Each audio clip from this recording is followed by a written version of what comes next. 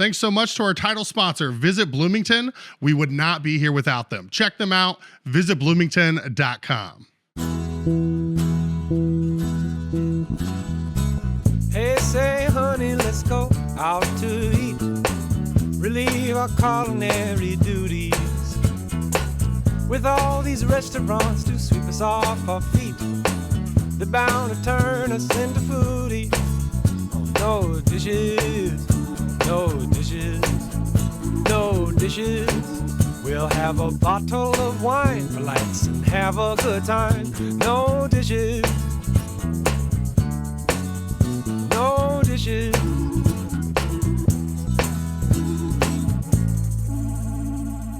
So I'm thinking I'll try like a night show intro, Tonight Show intro. Do it. Be like, all right, we're very excited for our next guest. He is the author of Hug Your Haters, Talk Triggers, and his new book, The Time to Win, How to Exceed Your Customers' Need for Speed. Also, keynote speaker and tequila enthusiast, Baer.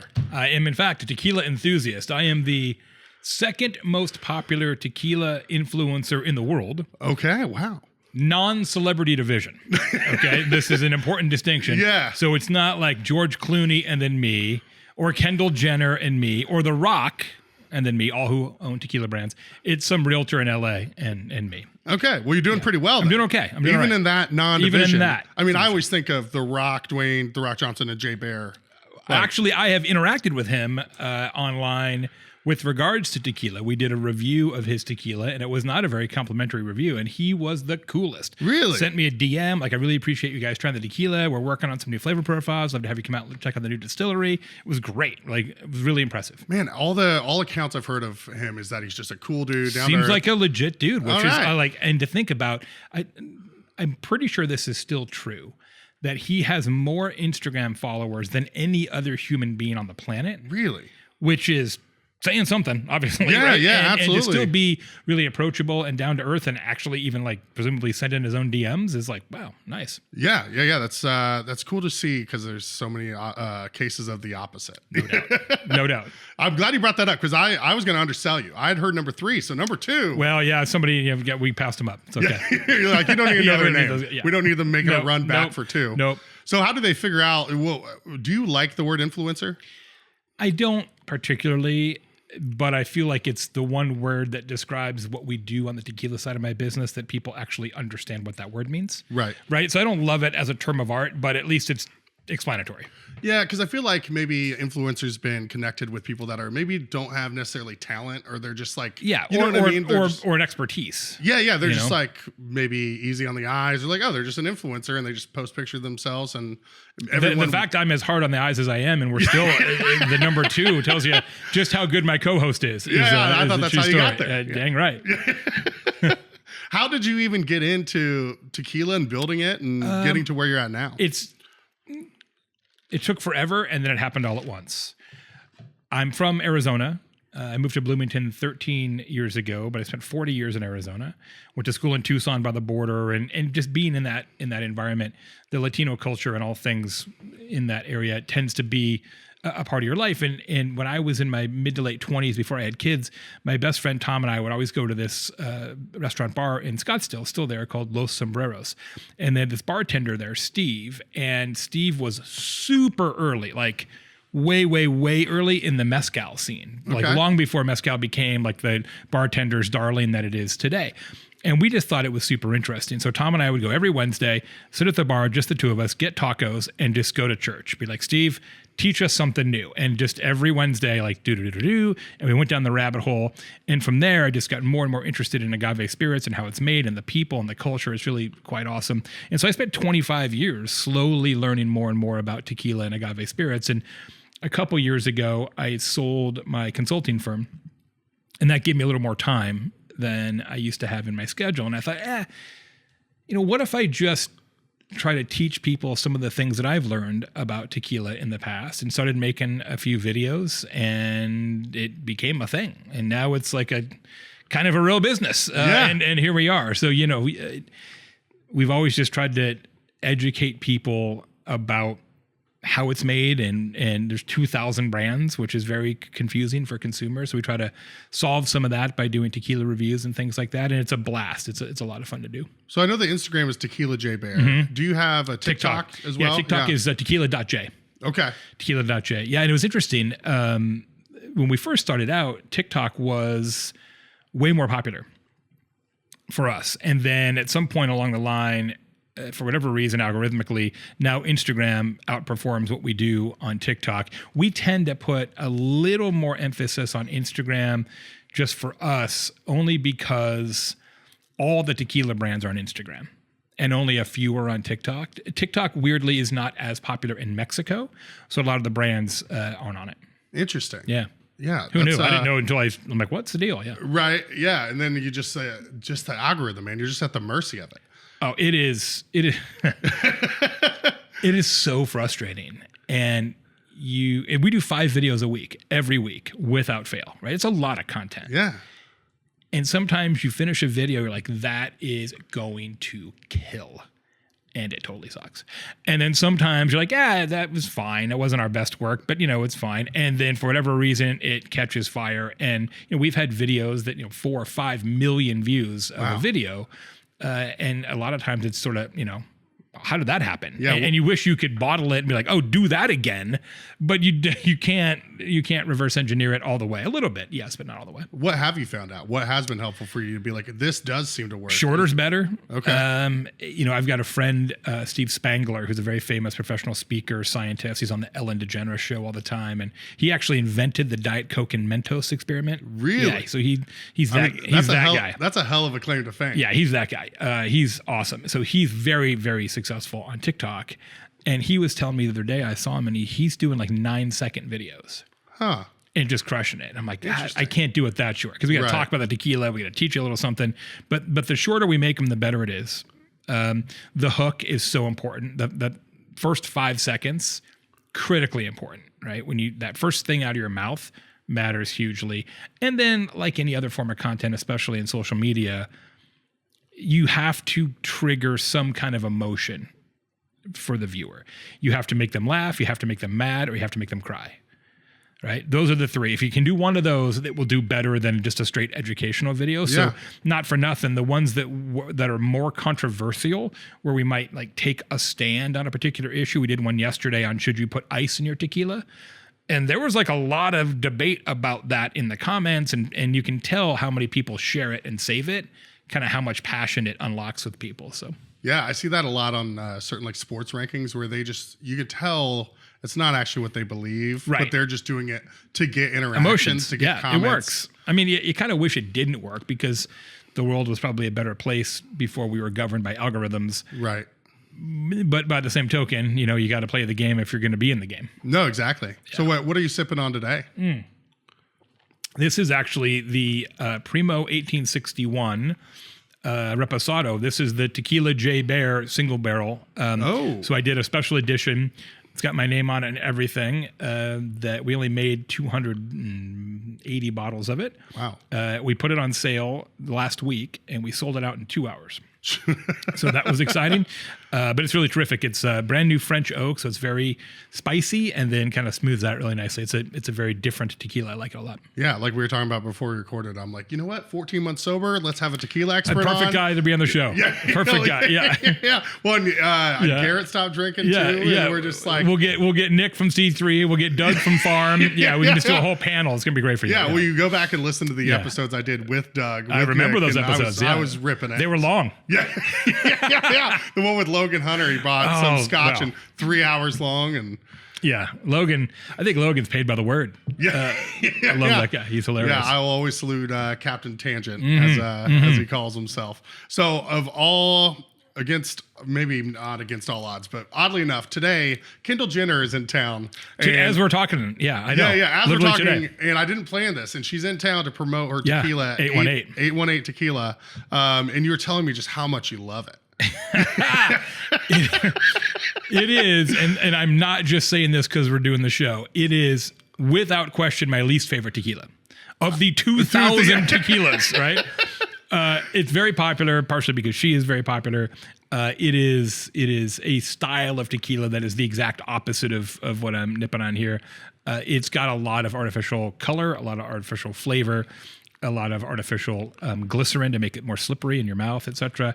It's just adulterated in a kind of chemistry set way, and a number of popular tequilas do that, right? Right. Casamigos is now in that same category, even Don Julio, etc. Interesting. And it's because so much of tequila is now sold and consumed in the United States.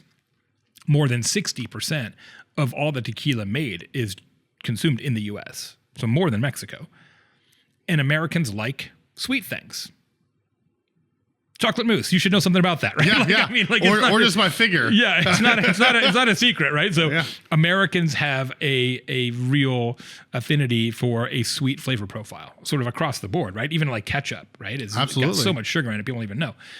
So a lot of manufacturers will put artificial sugars, flavors, etc., in the tequila to appeal to that flavor profile. There's a kind of a schism in the tequila community about that, whether you want to have tequila with quote unquote additives, artificial flavors, or sort of natural tequila without flavors. And I prefer the natural 818, very much artificial. But I did think about, man, that would be a great video for the channel. Me down there confronting Kendall Jenner at Big Red, like, how dare you come into my town? Yeah. You're doing some type of like PETA demonstration. So I didn't know that she was here until just a couple hours ago. And my son drove by upstairs, because she's at upstairs right now, slinging tequila. And he said the line to get in was like 3/4 of a mile long. He's like, Dad, even with your camera, I don't think you're getting in there. Yeah. So they just put in a new keg elevator in the back. We would just snuck. Oh, that's it. We could have done that next time. Yeah. Well, but I think it's great she's here, and I shouldn't be too hard on it. The growth in tequila in the U.S. has been astonishing. 40% increase in tequila consumption in like 2 years. Wow. Which is nuts. Like that just doesn't happen in the spirits business.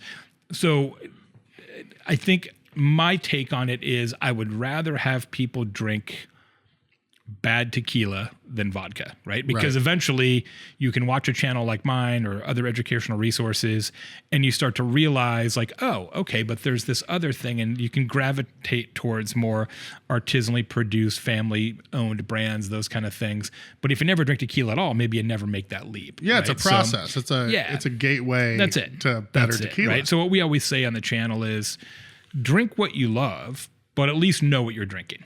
Right. If you're coming at it from a point of education and then you choose kind of the pancake syrup flavored tequila, that's on you. That's cool. Whatever. Yeah, I like that. I feel like I've seen that within just the service industry, a transition from whiskey to tequila. Everyone else to be doing Jameson shots, and now it's I'm blanking on it. I'm picturing the bottle. Like a Casamigos shot? That's the most popular not one. Not Casamigos, but anyway, I'm butchering it. But it's it'll come to me.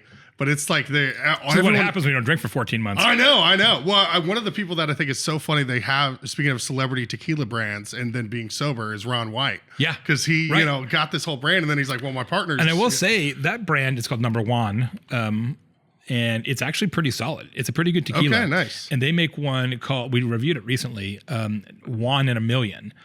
And it's like a 10-year extra añejo, so tons and tons of barrel aging. It's really quite nice. We gave it a really high score. Also, they were in town recently. There's a brand called Santo, which is owned by Sammy Hagar and Guy Fieri, the TV chef, and that brand is solid too. So not all the ones owned by celebrities are rough. Many are, but there are some pretty good ones. Código, owned by George Strait, it's a good tequila.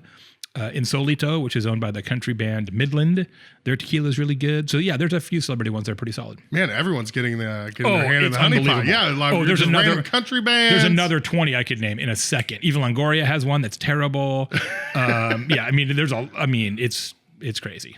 Yeah, that makes me happy that Ron's is good. He seems like a really good guy. Yeah, tequila's solid. So that makes me happy. Don't miss Constellation Stage and Screen's family holiday show, Matilda the Musical, on stage December 14th through 31st at the Busker Chumley Theater. From the visionary mind of Roald Dahl comes the Tony Award-winning Matilda the Musical. Packed with high-energy dance numbers and astonishing stage magic, children and adults alike will be thrilled and delighted by the story of an extraordinary little girl. See Roald Dahl's Matilda the Musical on stage December 14th through 31st in downtown Bloomington. Find tickets at seaconstellation.org. What if there was like a name brand out there that's really accessible that you think is like top tier? Yeah.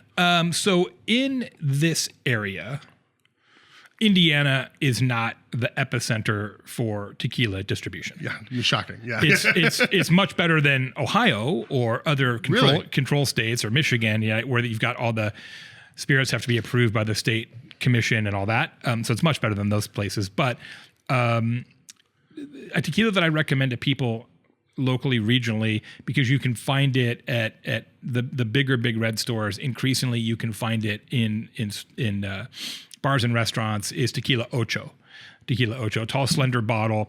It's one of the only 2 single rancho tequilas. So each batch is made from agaves that are only harvested from a single plot of land, whereas all other tequilas are batched together. You get tequilas from agave from a bunch of different places and make a batch. Yeah. So theirs is almost like wine, like a terroir. Exactly, like a approach. single origin coffee. Exactly, precisely, same idea. It's a really good tequila. I know the makers well. I've been down there many times to visit them. They're a great family. Tequila Ocho, that would be one that I would point out. Is it is Maestro Dobel? Is that owned by Cuervo? Okay. And they have very strong innovation in that brand. They also have a lot of sort of the artificial stuff in it because they're always trying to push the boundaries on flavor. They've got a smoky one and they've got a super sweet one. And so they have a lot of things going on. Not my favorite, but available for sure. I just remember back in my, when I was curating the cocktail list at Sweetgrass and was the front of house manager before I got into ice cream. Yeah. That was like one of the ones that one of the reps brought by. I was like, I really enjoy this. It's very easy. They put a lot of filtering on their tequila. Okay. So they knock out a lot of flavor compounds and esters and things like that. So it's very soft, very approachable, very easy drinking. And so again, it's one of those tequilas that is super popular for people who don't really love the taste of agave and the sort of natural flavors of tequila. Right. That's a great choice. Yeah. All right. Well, I guess that was me at that time. Yeah, that of was course. Almost 10 years ago now. Yeah. That was me at one point too, right? I mean, everybody's, it doesn't matter whether it's ice cream or wine or beer or tequila or patty melts or, pork tenderloin sandwiches. Like people's palates change. Like that's a real thing. I didn't like Mountain Dew when I was younger, and then that grew on me eventually. And then blue cheese was one. And I still don't like blue cheese. Oh, okay. Not a fan. I like goat cheese. Yeah, I like goat cheese a lot. Blue cheese, it's like one step on the cheese ladder too high, right? I feel like goat cheese is like a relative of blue cheese, but once you get past that goat to the blue, I'm like, nah, it's too much. A little too funky. A little too funky, yeah. Yeah, that was like Caesar and like anchovy, like that taste too. Mm-hmm. I feel like that's when I was like, oh, maybe I'm an adult now. I'm growing up. I like anchovies. Exactly. Yeah, I'm not just eating French toast and all the sweet stuff. It's hilarious that I'm a spirits reviewer, and when we lived in Arizona, my wife and I did a show very similar to this show for restaurants in Flagstaff where we used to live, called Hottie and the Fatso, and I was not Hottie in that duo, and so we did a really similar show, and it was hilarious. I was like doing restaurant criticism at the time. Because when I was a kid, I was the plain cheeseburger guy. Right. And I had no pickles, no mustard, like literally, meat and a bun. And I remember the day that stopped, I was, I don't know, probably 14, something like that. We were on vacation with my parents, my mom, my stepdad. And we were on a cross-country car trip, and we were in Nebraska, and we went to McDonald's, and my brother and I were like, we want plain cheeseburgers. And my stepdad goes in there dutifully, orders the plain cheeseburger, and then they screwed it up, and it like took forever. And then they messed it up again. And he was in there for like 30 minutes to get a plain cheeseburger. And he came out to the car and he was so mad. He's like, from now on, you're eating pickles. It was like, that's it. There was no easing into it. It's like, yep, your life has changed now. Yeah. Did it work out? Did you end up just like toughing it out? You're like, this isn't too bad. I sort of toughed it out. I did occasionally sneak a napkin and kind of doctor that guy up a little bit, but yeah. All of a sudden, your dog had a heavy diet of pickle, onion, ketchup, and mustard. When I was a kid, my brother and I both hated raisins as well. And my mom seemed to think the idea would be that she would make oatmeal raisin cookies. So at least then we'd be having some fruit. If you consider raisin to be a fruit, I guess technically a raisin is a fruit in the USDA chart. So she would make oatmeal raisin cookies, and we'd sit there on the couch and watch TV. And then when she wasn't looking, we'd just pitch the raisins, eat them out of the cookie, and throw them over our shoulder behind the couch. And like a year later, the cleaning lady came to the house and did like a deep clean, like move the furniture. And she finds my mom and gives 2 handfuls of like desiccated raisins. She's like, Joyce, I found these behind the couch. Yeah, we got. I think you have a mouse here that's just stashing raisins. She's like, got in real no. trouble. We got in real trouble for that one. Yeah. That's good. You're getting your fruit nowadays. Absolutely. Though, yeah, exactly. So when you go into, you mentioned some of the local bartenders, Doug, Matty, we have some really good mixologists in town. I mean, punches way above our weight class in terms of the quality of cocktails and mixology. Yeah, absolutely. Sure. So you guys, I'm assuming, does that make a big effect where you go to dinner with your wife, maybe, where you're just like, oh, I know these people are here, they have good tequilas, or do you? To some degree, I would say that access to tequila in a restaurant environment is not a problem. Like I have more tequila than I want to have. Like I have a shelving problem is what I have. So about to be on Hoarders soon. Yeah, I mean, it's like, and I'm not complaining, but now that the account has so many followers and stuff, brands, just send tequila like every day. The UPS guy is like, bro. You throw a bottle his way once in a while. Yeah, exactly. Yeah. All that, we live in Elm Heights, all the neighbors are all students. I'm like, here's some tequila I don't like. So for sure, actually C3 is a great example. So Matteo used to have a tequila lineup there that was, a lot of that kind of sweeter profile. And over time, he and I talked about it, and now they have a whole different lineup, and it's solid. Like their tequila lineup in there is rock solid. Nice. I love that. And Farm's got some great tequilas as well. They've got actually a much bigger tequila selection than people think. Yeah. So a lot of tequilas at Farm, they're kind of hidden behind other bottles and everything. So you can kind of go spelunking for treasure in there, which is kind of entertaining. Elm's got some really good tequilas as well. Not a lot, but the tequilas they have are really good. Okay. So it's fun to, and it's also fun to see it change. Like even at Big Red at the big store, their tequila selection, in terms of just how many they have, has tripled in 18 months. Because everybody's, just like you mentioned, right? They're switching from bourbon to tequila or vodka to tequila or whatever to tequila, and they just can't keep it in stock. It's insane. That's nuts. So do you partner with Big Red very much? So we've been doing more and more with them. We are working on a tequila festival.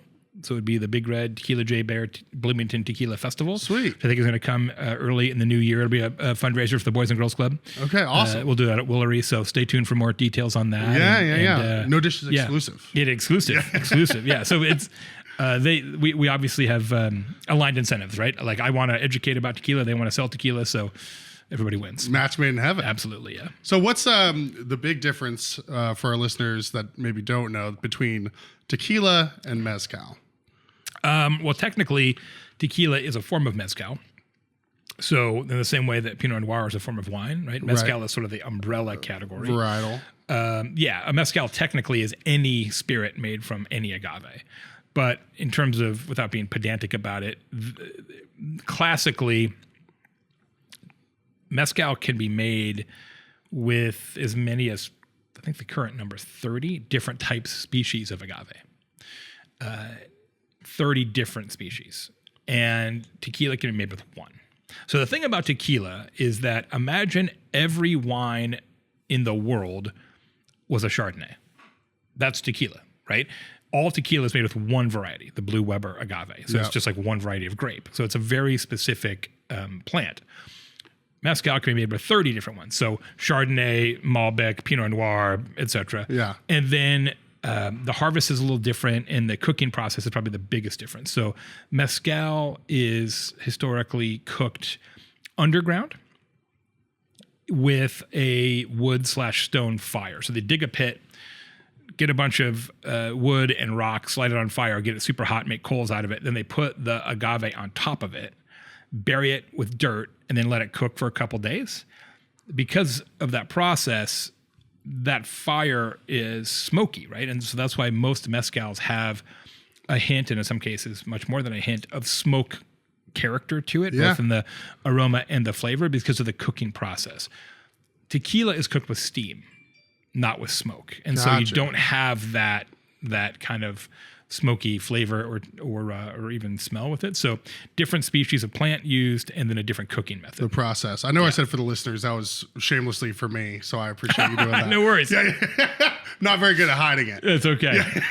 One of the ones we had, I think it was a tequila at Sweetgrass, had like the scorpion in it. Yeah. Do you know which one I'm talking about? Yes. Yeah. Of course Scorpion you or do. the worm? It was scorpion. Yeah, It was scorpion. a scorpion. Yeah, that's a mezcal. And the worms, people always say, what about the worm in tequila? The worm is always in mezcal as well. Okay. So both of those don't really have any. There's really nothing to that other than marketing, but it's Right. great marketing. Yeah, no, but it's fantastic. I remember that bottle. I mean, obviously, Heck I remember the Casamigos, Sure, and the Corleones, yeah, ones that we Blanco, hear everywhere, and, yeah. Stuff like that. Yeah. But that one was like, oh, the scorpion one. Yeah, the scorpion one. Ooh. Yeah, I mean, it works. Like, there's a reason they keep doing it. I know. Yeah, I'm just playing into the dumb American Yeah, thing. Like, I oh, mean- the scorpion tequila. Give me that one. Yeah, That give me the sounds great. scorpion one. Absolutely. So we've covered a ton of the tequila stuff. Yeah. But my first introduction to you was you were the keynote speaker at the Combine, a local tech conference here in town. And it was, I wish I retained more of the info, but I just remember being so impressed. And then, so when I saw that, like, you kind of followed what we were doing, I was like, man, I want to reach out to this Jay guy. And obviously, making a joke, I don't like tequila. It's great and very informative, but not drinking anymore, it doesn't make too much sense for me. Yeah. Like, let's bang glasses and Right, throw exactly, down. yeah. Maybe in the olden years, it would have been great Absolutely. to get you on then. But tell me about your speaking career, Yeah. kind of what you do with that. So I have been a professional speaker now for, well, really just since basically right before I moved here. So 13, 14 years. And how it happened was I sold a consulting firm, started a new one. And when I started that company, I started writing a blog. And so I was writing like a blog post every day about marketing and business stuff. And that blog got really popular. It became one of the most visited blogs in marketing in the world. And a publishing company reached out and said, would you like to write a book? And I said, yeah, I actually been thinking about that. That'd be great. So I wrote my first book with a co-author, Amber Naslund. And when that book came out, we did a book tour. So we went to like 20 different cities and kind of talked about the book and gave a little speech and all that. And people were like, wow, that was really good. You should do more of that. I'm like, should I? They're like, yeah, you should. I'm like, okay. All right. And kind of one thing after another, I started doing more and more and more. And relatively quickly sort of became a professional speaker where I spend most of my time doing that. So I'll do this year 60 events. Wow. 60 events, something like that. And I talk about customer experience and customer service. I talk about marketing, business growth. And so it's associations or big companies or franchise organizations like here locally. Most folks probably know about Plato's Closet, the reseller company. So their national conference is coming up, and I'm the speaker for that one. That's great. It's really fun. Yeah, That's cool. How did you gain all that knowledge about marketing, to have the consulting business? Yeah. What were you doing in the early years? I started in politics. I was a political campaign manager for a couple of years when I was young, and then decided that's a tough way to make a living, Right. In day-to-day politics. So I got out and I got into what you'd consider now to be sort of traditional marketing, right? So I was the marketing director for a big company for a couple of years, and didn't love that either, actually. Too big, too stilted, and sort of randomly, I was having dinner with some friends of mine from school. University of Arizona, and they had started the very first internet company in Arizona. And they said, hey, this internet company is getting kind of big and we don't know anything about marketing. And we got to get it. We need somebody who knows something about marketing. I said, well, that's fine. Because when you say the word internet, I don't know what that word means. This is 1993. Yeah. It was so long ago that domain names were free. Wow. But I said, you know what? I don't want to do what I'm doing anymore. I want to do this. And so I quit my job and went to work for an internet company having never really been on the internet. Yeah. Because nobody was, right? Yeah. Before until you got the AOL Yeah, disc that was and it. Blockbuster. Yeah, it was basically AOL mostly. And we started an internet company and worked with tons of brands on very, very, very early days. Here's how early it was. We registered the domain name Budweiser.com. And Anheuser-Busch sent us a letter because email wasn't really even a thing. And they said, we're going to build the first website ever for Budweiser beer. And we looked it up, and you guys own the domain name. We'd like it back now. And I was the old part. I was 23. I was the old one. And I was like, we're not going to just give it to them. No chance. No chance. Yeah. So we negotiated forwards and backwards and forwards. And we sold Budweiser.com to Anheuser-Busch in 1993 for 50 cases of beer. That's a true story. And my favorite part of the story is that in the contract, which was written up by a professional attorney, it stipulates in writing, bottles, not cans, because you got to keep it classy. Or glasses. Yeah, keep it classy. Exactly. So that's I've been doing a long time, and was there for a while. Worked with companies, and I started my own company and worked with hundreds of companies on digital marketing and marketing in general, and then sold that and started another one. And so for really 3 decades, I spent all my time occasionally giving speeches, but mostly just working with brands and companies on how to get better at communicating to customers. The Bloomington Town Planner is a community calendar owned and published by local residents John and Sharon Martin. Mailed out to Bloomington homes in December of each year, it features school schedules and community events. And don't forget the coupons at the bottom of the calendar. They'll save you money and help you decide on the next restaurant or retailer to check out here in the Bloomington area. Town Planner also has an online calendar which can be found at townplanner.com. Make sure to sign up for their weekly e-newsletter so you can stay on top of all the fun events going on around town. So you said you went right into, did you go to school initially for marketing or politics? So it was for political science. Yep. Okay. Which is marketing. You're just marketing a person, not right, a product. Same idea. Yeah. Did you go to school in Arizona? Yeah. Tucson. Yeah, University of Arizona. Okay, nice. And then so what is it that finally brought you out here? When I became a professional speaker, I talked to my wife Allison and I said, I think we need to be in the middle. Because we were living in Flagstaff, Arizona at the time, which is a great, awesome ski town in Arizona, but really hard to get in and out of. It's far from Phoenix. You're in the mountains, snows all the time. I was like, we got to go Flagstaff to Miami for a speech, Flagstaff to Orlando, Flagstaff to New York, Flagstaff to Boston. I'm like, this is, number one, air service is super sketchy. And the thing about being a professional speaker is if you don't show up, not going to book you again. They don't pay you. Yeah. They don't pay you at all. It's not like, oh, we'll do it tomorrow. It's like, no, you don't get paid. I'm like, that's a problem. And then with the time change and just, it was just not doable. And I said, I think this is what I'm going to spend the rest of my professional career doing, at least in large measure. And if that's the case, we can't live in this town. As much as we like this town, we can't live in this town. Right. It's not going to work. So she was like, yeah, I understand what you're saying. And okay. And I literally went online to a website that still exists called bestplaces.net. And you can use this website and you pick a bunch of criteria, right? Entertainment options, educational level, access to healthcare, weather, affordability, blah, blah, blah, blah, blah, blah. All these different dials, right? Yeah. And so I kept messing with this website. And I knew I wanted to be in the middle for travel reasons. And I thought I wanted to be in a college town because our kids at that point were like 12 and 9 or something, right? Good vibes for them. And this website kept saying, Bloomington, Indiana. Bloomington, Indiana. Every time I'd research, Bloomington, Indiana. And you had never been before? No. And I was like, well, I'm an internet marketing guy. Who am I to argue with a relational database?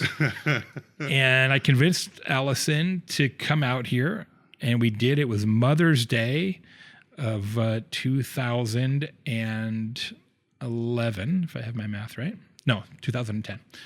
May of 2010, and went to the farmer's market, RIP, the old school farmer's market. Yeah. Met the parrot who recently, Charlie R.I.P. Bird. Charlie, yeah. RIP Charlie. Yeah, got the full experience. Went to Yonkos, went to the Moose, actually, the first trip we were here. What a great visit. Yeah, man, we did it all. And we just fell in love with it. We're like, yeah, this is it. Didn't know a single person. Ended up buying our house without seeing it. Just kind of rolled the dice and moved out here, and it's been terrific. Wow, man, what a way to just do it. Like, that's like, I'm like, that all of our makes me friends, excited. all of our friends and our parents were like, you're crazy. Yeah, I know. You're It's like, absolute. People don't move from Arizona to Indiana. Yes. It's the other way around, right? So they're like, what are you doing? Yeah. But it's been great. And our backups were Ann Arbor and Madison. Yeah. And we're like, okay, well, the weather's less terrible in Bloomington. Yeah. So this is much better option. Great yeah. places, but maybe a little too cold. Yeah, there are part of the year. times. There are times where I kind of think Ann Arbor would have been nice just because Detroit is a hub for airlines, right? And Indy isn't. Yeah. So I get a lot of, I travel 48 weeks a year. Wow. And so I'm always like Indy to a place, right? Yes. So there was a time like 2 months ago, I just had a bunch of guys travel in the Southeast. I was in the Atlanta airport 8 times in a week. And I was like, I feel like my soul is dying. Did they have like a specific punch card for that Starbucks that you could at least get a free coffee that week? The Sky Club in the B Gates in Atlanta, Yvonne is her name. She is the afternoon and evening bartender, which is usually when I'm through there. And she's a huge fan of our Tequila channel. Oh, nice. So I walk in, she's like, it's Tequila J Baer, right? And she's like, she's a big fan. So yeah, it's kind of funny. Yeah. Who I meant to ask earlier when we were talking about Tequila J Baer, who's your co-host? Maddie Jager, Maddie Hunt Jager. She is from Bloomington, went to school here. Her parents are from here, been here for a long, long time, many years. She's married to Johnny Jager, who's also Bloomingtonian and played for IU. Yeah, that's what I was going to ask, if it was a sister or married to. Yeah, yep. So she's Johnny's spouse, and Maddie interned for my company when she was at IU, and then she worked for us after she graduated, and then right about that time was when I sold the company. And so I went from having a whole company to do my stuff, like you do this and you do that. I had like a whole bunch of people to delegate to all of a sudden nobody to delegate to, and I was like, okay, I'm gonna need somebody, At least one. I need at least one. Yeah. So I said, Maddie, how would you like to be my assistant for all the things? And she was like, okay. And then we did that for a year, and she's great and helps with all the other stuff, speaking and writing and all that. And then I was like, hey, I got this idea. I want to start making tequila videos. And she's like, okay. But she likes, she started off really liking margaritas. But really, I don't think she's ever had tequila neat other than, shots at Roy's. And so I'm like, okay, this is going to be perfect because I know a lot about tequila. She doesn't. And we're trying to reach an audience that's mostly novice to intermediate. So she is, and I say this with full credit and sincerity, we would not have 1/10 the popularity we have without Maddie. Yeah. She's truly the star of the channel. I just kind of run the operations, but she is truly the star. She is really great on camera. Our dynamic on camera is really good. We have really good chemistry, and her kind of flavor profile and kind of how she goes about it, and really her journey over the last 18 months from somebody who just drank margaritas to somebody who actually knows a lot about tequila. We were just in Chicago this week doing brand education at restaurants and bars. Wow. For a new brand that we're consulting with. So she's come so far, and the audience has been part of that journey, and they're really bought in and invested in that. So we would not have the success we have without her. So she's been great to work with. Yeah, I love that idea of like, let's have someone that knows all the things and a novice that's there, that has a good personality for the camera. Yep. I think Johnny was a regular back when I used to run bingo at KOK. Yeah. I'm sure she was probably there. with I'm them. sure. Yeah. So if they end up watching this, I'll have to, exactly. do like shout out. Yeah. Clickety click 66 for him. Yeah. No, he was always super nice, and that's awesome. Great That's guy. so They moved cool. so they were here in town for a long time. Now they live in Broad Ripple. Oh, really? Okay. I went from Broad Ripple to here. Yeah. So there you go. So it's fine. It just now, because Maddie doesn't live here, when we shoot videos, we had to batch them. Right. So she comes down every 3 weeks ish, and we shoot out like 9 videos in a row, which is great. But if you watch closely, you can tell which videos were shot in which sequence because, you know, Maddie's like 105 pounds and we do 9 tequila videos in a row. Things get a little loose towards the end of the session. Yeah. As to be expected. It's a blast. It's super fun. I love that so much. Tell me about some of the books that you've been the author of. I know I mentioned them. Yeah, 7 books now.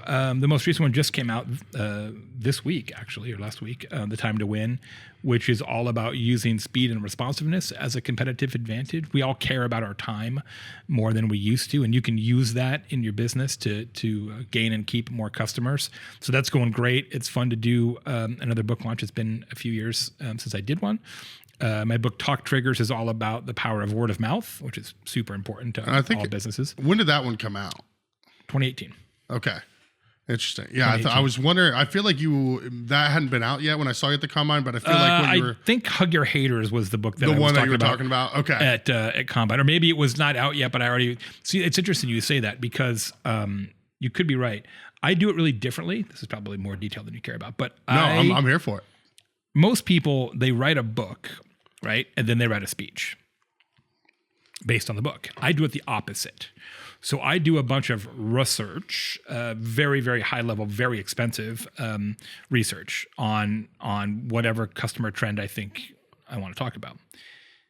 Then I write a speech. Then I go do the speech for 6 months and perfect it and then write the book. And so that might have been when I was doing Combine, it might have been I had the speech that I was doing the Talk Trigger speech, but the book wasn't out yet. Yeah, because I feel like that was when I saw Talk Trigger, I was like, man, that registers. I feel like that's what the speech was. That's cool though. So I do it opposite, and I do that way for 2 reasons. One, then it allows the book itself to have more of a narrative flow, because there's a beginning, a middle, and an end to the book, the same way there's a beginning, a middle, and end to a speech. But a lot of books are not like that. They're just kind of organized poorly, especially in business books. Then the other reason I do it is I'm kind of known for having lots of really unique examples in my books, right? So weird small companies that people have never heard of. And I take a lot of pride in that. It's not just like, here's what Amazon does or here's what Nike does. Because number one, everybody knows those stories. And number two, you're not Amazon. You're not going to be. Right? So I prefer smaller, more interesting businesses that people don't know the story. And the way I find those stories is from the audience. So in that 6-month period where I have the speech but not the book, and every speech I say, and I'm working on a book, and if you've got an idea of a business that's really good at word of mouth, in that case, please come see me after the talk. And so the audience gives me all these examples, which then becomes really rich material to put in the book when I write it. That's genius. It works out really well. I was going to say, that's awesome. Yeah. That's so cool. Because they all have stories, right? Everybody's got stories and they want to tell them. Yeah. Well, it's crowdsourcing. Yep. I mean, it's like you're only going to have so many experiences in your however many years, even if they're plentiful.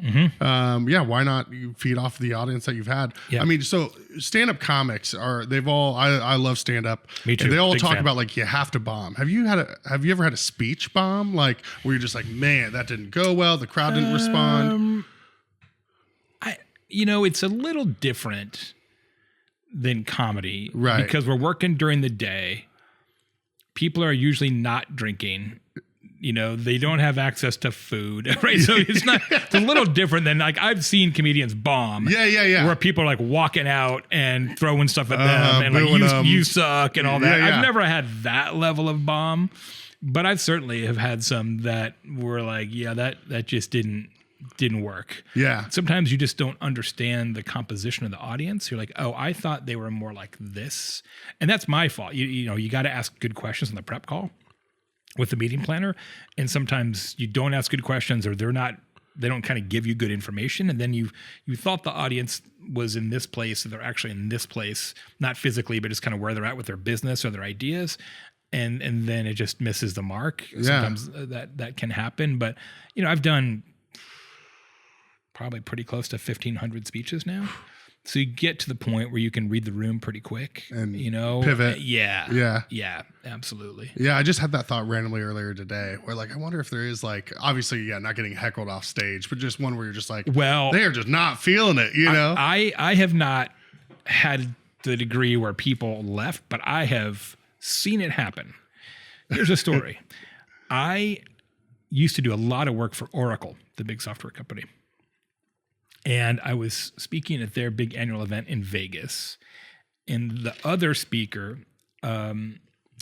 was James Franco. So it's me and James Franco. And so I do my thing. Goes great. Because it was all digital marketing people. I'm like, yeah, those are my people. Like, right. I can, that's almost too easy for me. James Franco comes out, and it's not a speech. It's a fireside chat Q&A with the chief marketing officer of Oracle. And he is so high. I mean, he can barely like keep his eyes focused, right? And he is a famously very smart and also very weird dude, right? Like he's got like 14 degrees, and he's a little problematic in a lot of ways. Right. And so he starts answering questions, but isn't answering the questions that are being asked of him. He's just talking nonsense, like legit nonsense. Yeah, just rambling. Yeah. Just rambling. And it was the end of the day, right? It's already like 6:00, and people are like, we're in Vegas. Like there's a lot of other things we could be doing. And it was probably 1,500 people in the room. And after 45 minutes, there were 50 people there. I saw James Franco clear out a ballroom with his words. Which is amazing. Yeah. I've never seen it before. We were just like, well, I crushed. He had to follow me. Yeah, it wasn't that. It was just he kind of missed the briefing on the strategy of this. But we had a little meet and greet afterwards, and I got a chance to kind of, say hi to him, and he was amazing. Like in a small group, he was lovely, super cool. Maybe it had worn off a little bit by then. He was terrific. But yeah, it was the folks were not happy. When you first started doing speeches, have you ever had that where you're like, man, I'm just not feeling it, and I'm just like out of it, and then you like the nerves and the anxiety before you go on? Because I mean, I feel no, not that. Really? Okay. Yeah, I've certainly felt just like not great. You're tired. You're on the road so much. You're just tired. You just don't have it's like when you go to the gym, right? Sometimes you're just like, I'm feeling it. And other times you're like, yeah, struggle bus. And you don't even sometimes know why. You're just not there. That happens, of course. But the nervous part, no. Yeah, never been an issue for you? No. The only time I get nervous now, like really nervous, is when the audience is big enough that you can't see them. So if I can see the audience, I'm fine. Because you can see the audience, you can read the room, and you kind of know where you're at, kind of how it's going in space. You can tell if people are paying attention, all that. Where it gets a little weird for me, and I haven't done too many of these, but enough, where it's big, like, basketball stadium kind of size venue.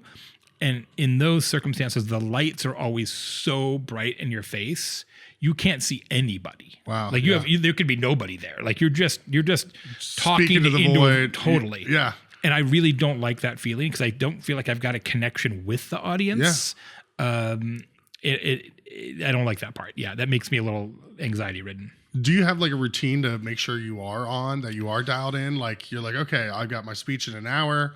I like to have a light meal or go work out. A lot of speakers do. They've got a really specific kind of pre-show routine. I'm not quite that rigorous. There's definitely things that I try to do, but it's not, break out my spreadsheet. I'm not that kind of person. I definitely don't eat when I go up. Yeah. I used to do it, and I learned that lesson the hard way, right? You get a couple like, oh, I shouldn't have had that patty melt before the keynote. Like, you sort of like that. You can definitely, and the thing is, it's, there's almost always food, right? There's and they're just like, and the other thing I hate about that. Season 5 of the No Dishes podcast is brought to you by visitbloomington.com. VisitBloomington.com is the best resource for restaurant and culinary information, special events, fun activities, places to stay, and more in our area. We share a similar mission here on the No Dishes podcast of highlighting local businesses and the people who make our community unique. We can't thank them enough for hopping on board. Check them out at visitbloomington.com to easily plan your next meal, visit, or night out on the town. I hate it when the meeting planners like set you up for failure based on the menu. I did an event in either Charleston or Hilton Head, one of those two, a few years ago, and I was right after lunch. And usually I'm first or last. I'm usually 9 a.m. or 4 p.m. typically. First speaker or last speaker. But this time I was the sort of early afternoon speaker. And they had for lunch fried chicken, meatloaf, mashed potatoes, gravy, pecan pie. And like for the whole ultimate, keep the audience awake. The ultimate meal. nap Yeah. meal, And I was like, and then I got to come out and like immediately do a speech. I'm like, what are we doing here? Like, what? Can we get a round of Red Bulls? The Diabetes Association. Like, thanks a lot, guys. Yeah, I was like, it's like, can we not do comfort food? Yeah, I was like, I know we're in South. South Carolina, but I'm like, come on now. Yeah, maybe some light shrimp and grits. Yeah, heavy on the shrimp. exactly. Yeah, a wilted salad, like hook me up. Yeah, so that can be a little interesting too sometimes. So for your newest book, it's a smaller, Very small. Yeah, what is it? A micro book? What was the mini book? Mini book. Thank you. Yeah, Yes. it's like 3 by 5 essentially. You can read it in under an hour, probably half hour. Wow. And a couple of reasons for that. I started out writing a book, and I've done 6 previous books. And I'm like, okay, business book, I know how to do this. And I started working on it. I was like, man, look, I can't make people spend 5 hours, 250 pages, reading a book about speed. Like, that doesn't make any sense at all. Like, Right, that is yeah, the yeah. exact opposite of the advice in the book, right? So I'm like, wait a minute. Like, you should value people's time, but I don't value yours. Right. Yeah. The whole book is about valuing people's time until you read the book, and then ignore that advice. So I was like, all right, well, what if I just write a really short book that only has the key principles and examples and the systems and things like that? And look, I'll acknowledge 2 things are true, and I'm not embarrassed to admit it.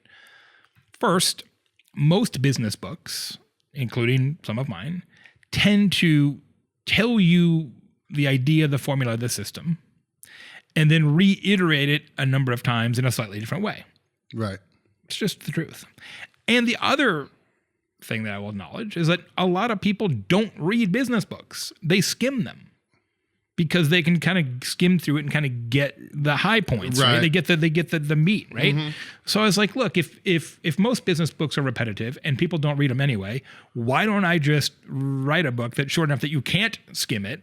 It's too short to skim, right? And it only has the point. I only say it once, not 3 times. Right. And it's been really successful. People love it. Number one, it's only a $9 book, which is cool. Yeah. And it's so small. People, I give them out at events, of course, and people can put them in their purse or their front pocket or their jacket pocket, right?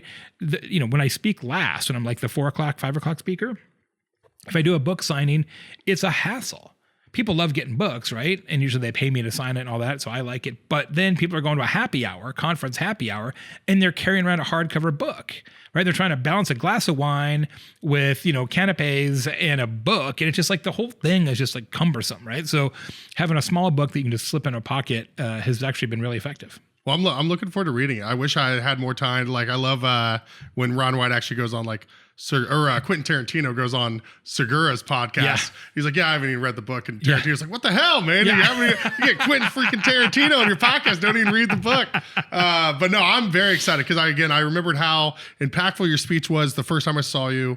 And it's so important because we preach all the time about, we're blending homemade ice cream, which is something most places do not do, including other places in town. And it takes time. So it's like just that sense of urgency goes such a long way. There's a big part in the book that you really appreciate about setting expectations, right? That the customer will give you more time if they understand why you need more time. The mistake that a lot of people make is they're like, well, yeah, we blend the ice cream. Well, they don't know that, and they don't know why that matters, and they don't know why that takes more time, right? So you've got to, if you appropriately educate the consumer, they will give you more grace period, right? But a lot of folks just assume that somehow the customer will know that, right? And they don't. And the reality is, you know this because you work with the public all the time. If you don't set expectations for people, they will believe that everything can happen instantly. It's it makes me think of like Fazoli's and Steak and Shake, where like on the side of the building, it's like, we're preparing your meal fresh. Yes. Like, this isn't something that's been cooked sitting in a tray. Smart. It's being made fresh to order. Yep. And now I'm sitting here like, why have we done none of this at the Moose? Why? We have not set expectations. We have not educated. All you need is a $9 book, Jordan, and the future is yours, my friend. All right. Well, now I'm great. Now I'm already like mentally taking notes of like, well, shit, man, we need to do this. I need to go talk to Lovey. It's like, actually, let me go make a call real quick. Yeah. I think we can make it happen. Well, awesome. Let's talk about your dining out in Bloomington. Yeah. You've lived here for about, we came to town around the same time. Yeah. I moved here 13, 14 years. August of 2009. Yeah. So, yeah, 1 year longer than me. I mean, we pretty much changed Bloomington, you and I. I mean, more or less. I mean, I'm glad we said it. Somebody's got to. You know? It wouldn't have been said in the comments. I'm glad we said it. Yeah. Yeah. But tell me about where you and Allison like to go out and eat. We're so fortunate in this town to have such an incredible array of independent business owners who really care about the community and care about food and hospitality. As somebody who's written a lot of books on customer service, that matters a lot to me. And obviously, being a college town, you get some ups and downs in your service quality because everybody is new and seasonality and things like that, as you well know. But I think people who live here don't realize just how lucky we are to live here. And this town punches above its weight class in so many different ways. And I think perhaps most of all in food and beverage. So we love C3. We used to live in Renwick. And so during the pandemic, we lived like 50 yards from C3. And I probably spent $5.7 million at C3. Yeah, give or take $1 million. Like 2 years. Yeah. It was unbelievable. I spent a lot of time there. Paid off Mattio's car. Yeah, pretty much. And now we live right behind Mother Bear's actually in Elm Heights. So love MBs. Love those guys a lot. Like everybody else, Uptown just continues to execute like amazing every single day. Like they never mess it up, which is extraordinary, you know? It's just such a production and the consistent, everything with Uptown, it always comes back to consistency. Yeah. And that's it. Well, I love to hear you say these things because you hear people all the time be like, oh, Bloomington's not what it used to be as far as food scene or like but to have an expert like yourself be like, hey, we are punching above our weight class. Like Bloomington's bringing the heat. There's tons of great options for a city of our size. Absolutely. People should go travel, 200 days a year and then get back to me. Yeah.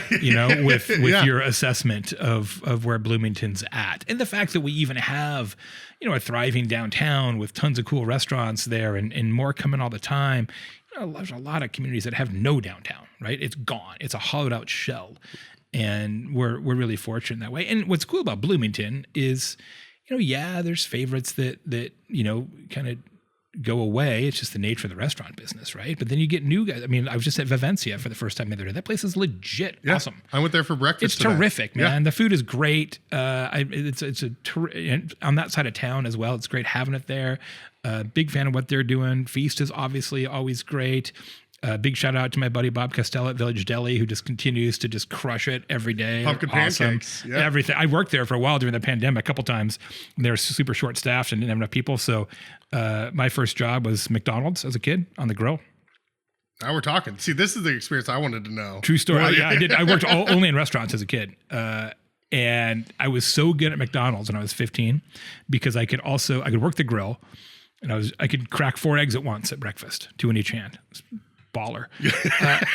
But back in those days, I'm old enough, this is be a very dating reference, no digital registers.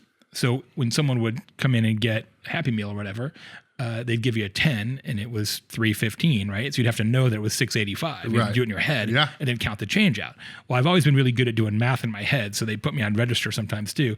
And I was cross-trained and I couldn't even drive yet. So the owner of my McDonald's franchise, who also owned 2 in Vegas, I grew up in Lake Havasu, which is on the California border, where the London Bridge is. Maybe you've heard of the London Bridge in Arizona. That's where I'm from. Anyway, he's like, hey, I know you're planning on going to university. Would you instead want to not go to college and become like the GM here? I think you could eventually be a great franchisee. We have this thing called Hamburger University. Would you like to go to Hamburger University? Like, hey, listen, Tucson's great and all. Hamburger University does not have a a team, but the professor, the Hamburglar, the Hamburglar. So I did not take that opportunity. I did not run a McDonald's. But one of my career highlights was many years later. I gave a speech at Hamburger University for all the McDonald's franchises, and that's how I opened, and they loved it. That's They great. killed it. I killed it. Yeah, it was super fun. So yeah, I started and my dad owned a restaurant when I was a kid, steakhouse, old timey steakhouse, sawdust on the floor, that kind of thing. Imagine Old West Yonkos. Okay, that was kind of what I grew up in. I feel like I'm there. Yeah, my job was to run the jukebox. I think that's why I became a DJ in college. My dad would give me a roll of quarters and be like, make sure the music doesn't stop. And I'm like, got it. Done. Problem solved. Yeah, I'm on it. Yeah, exactly. So, it's been fun. I'm glad I don't work in restaurants now because I did pull a couple of shifts at the deli during the pandemic, and man, I made one of those cinnamon roll pancakes with the like molten sugar and just almost burned my hand off. It was like that one scene in Star Wars, right? I was like, what am I doing? Yeah, I'm no longer grill approved like I used to be. That's super cool though that you went in and did some shifts at the deli. Oh, during the pandemic. those Was guys that are the just best. Bob hit you up and you're like, I'll help out? It was sort of like they were at the like we don't know if we can open today. You know, staffing was crazy in those days. Oh, yeah. Remember, like just and partially, you know, was when Catalent was spiking too, and everybody who you know could put a sentence together is like, I'm going to go do that. Yes, and, so you know, many industry people went to insane. Catalent. Yeah, I mean, it just, you know, I get it. And so it was just a couple of times he's like, yeah, we're really, and Bob's too kind. He would never ask, but just sort of put it out there like, man, we're really short. And I'm like, well, we'll do it. So yeah, one or two times I did the grill and we bussed for a while too. So yeah, I did making it happen. Okay. Yeah. I was curious how your name got into that. Like who's like, oh, I need help with the grill. I'm calling Jay. Oh no, we're not. No. So it's more if he was venting to you. No, venting and we're in a group text with some other gents here in town. And it was one of those deals. Yeah. Yeah. Well, that very cool of you to just step in. Oh no, it's fun. It's blast. I do it all the time. It's like, man, anytime you need me, I love it. Yeah. So other than McDonald's and the Dad's Steakhouse, any other restaurant? I worked at a place in where I grew up in high school called Juicy's River Cafe, which great. It was a full Mexican food menu. So tacos, burritos, tostadas, all that. But then also a full hamburger menu with, 15, 20 varieties of burgers and a full sandwiches menu. Wow. So it was like a cheesecake factory with a drive-through, which is you're like 16, 17 years old. I'm like, I got to know how to make how many things? None of it was complicated, right? There wasn't a lot of prep or anything. Right. It was like 3 ingredients, but it was like, wow, I got to, the one that we sold there, I love telling the story because it's so weird. You'll appreciate this, I think, as a food service guy. I only made it twice ever. And I was there for like 2 years. I only made it twice. It was called the Ham Dippy. So it was a French dip, but with like ham au jus. Exactly. That's the reaction I think everybody had. Yeah. Man. Why do we have this? Who asked for this? Only 2 people ever. Yeah. Hey, that's enough. Yeah. One was like, ham dippy. No, hard pass on that. Yeah. Yeah.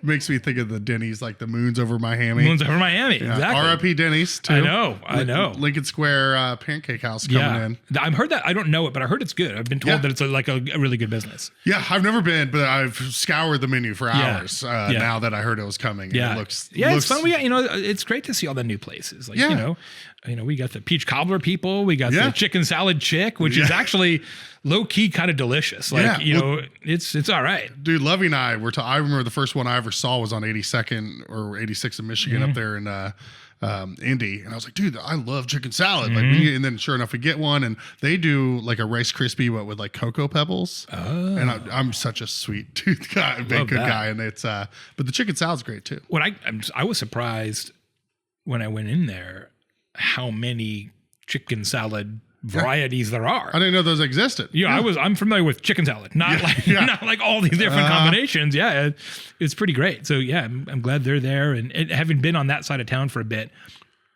it's nice to see more options cropping up over there on the east side because it can be a little tricky.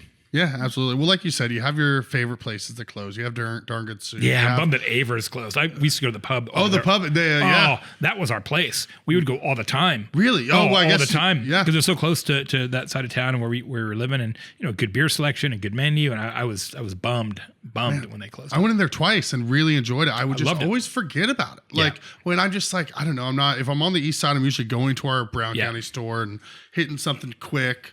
and that's a little bit south. But yeah, today I was down at my eye doctor, Allure, on Sayre Road. Yeah. And I was just driving back into town. And I saw Vivencia. I was like, perfect. I Yep, haven't had breakfast. right there. I did their chilaquiles tricolor. Yeah. It had like steak, different types of sauces on tortilla chips, 2 over easy eggs. They have a chilaquiles burrito on the menu, I saw which I that. want to try. I'm like, I don't understand how that works from an assembly standpoint. I'm like, okay, it's a tortilla with chips in it. I Like, want but to at try this it. point, I'm too Yeah. afraid to ask. I'm a little confused. Yeah. What did you get when you went? I got, and I massively recommend this, the birria melt.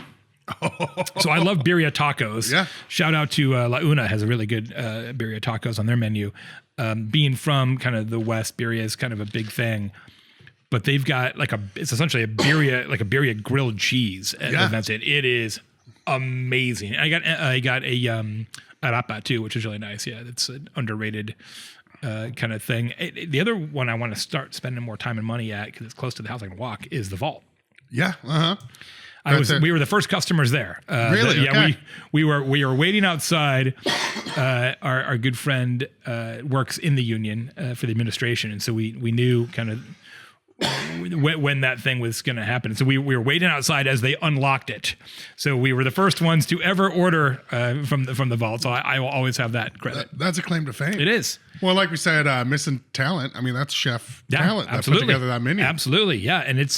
And I just saw literally just a couple days ago that they've expanded the menu since they opened. They've Really? added some new things and all that. I've Yeah. been meaning to get in there because we work with Drew Smith, Yeah. who's kind of overseeing Yeah. it on some things. Absolutely, And yeah. He reached out. We Good might go dude. do a bingo there as well. Oh, nice. Yeah. I would love that. Yeah, they've got, and it's not a bad place to watch a game. They've got a handful of TVs and pretty good beer selection. And yeah, I mean, it's all right. Yeah. Shout out the Vault Yep. in the basement of the IMU. Yeah, I'm hoping the patio part's not open yet.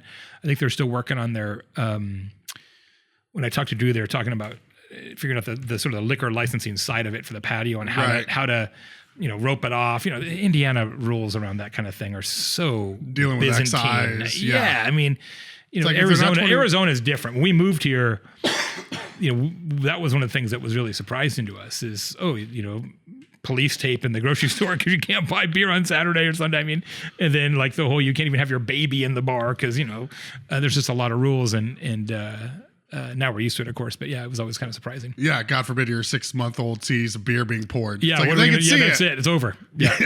Well, hey, since you and I moved to Bloomington, now you can buy alcohol on Sunday. Yeah, things have certainly gotten less ridiculous. Yeah. 12 to 8. Great. It's something. Yeah, I love I'll it. take it. Yeah. Now you have people complain about that. It's like, hey, in the old days, There was no 12 and there was no 8. Yeah. That's for sure. Cool. Well, I really appreciate your time Ah, coming on, my Jay. pleasure. It was super fun. Yeah. Well, if I ever fall back off the wagon, I'm going to come to you for some. You come on over to the house. We can we can solve that. Please don't do that. Please, I appreciate very much the decision that you made. And, Yeah. just keep on keeping on. Cool. Well, yeah. Keep up the great work, Thanks. and Bloomington's lucky to have people like Thank yourself and Allison here in town. See you around. Thanks, Jay. What another great episode. Thanks again to Visit Bloomington for being our Season 5 title sponsor. If you haven't checked them out yet, go to visitbloomington.com. This episode of the No Dishes Podcast was recorded, edited, and produced by Garrett Portinga of Green Hat Media in beautiful downtown Bloomington, Indiana. No dishes.